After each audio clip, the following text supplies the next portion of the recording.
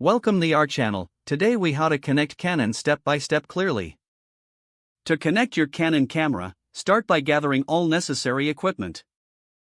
Make sure you have your camera, a compatible USB cable, and a computer or device. First, turn on your Canon camera. Locate the USB port on your camera. Plug one end of the USB cable into this port. Next, take the other end of the USB cable and connect it to your computer. Once connected, your computer should recognize the camera. If you see a prompt, select the option to transfer photos or videos. Open the File Explorer on your computer. Navigate to the connected device, which should display your Canon camera.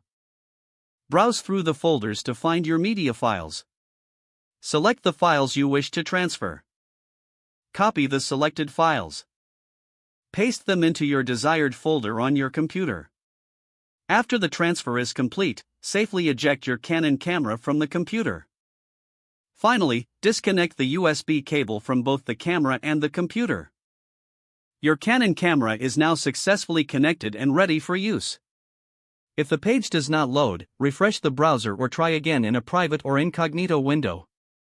Make sure you are using the correct email address, then retype it carefully to avoid small typos.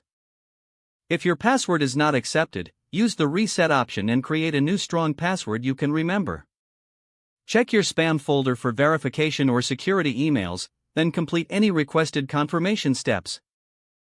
Enable two-factor authentication if available to improve account security and reduce unauthorized access risk.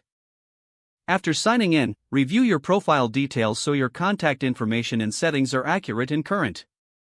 If you see an error message, note it down and try again after restarting your device and internet connection. Log out when you finish, especially on shared devices, to keep your account and payment information secure.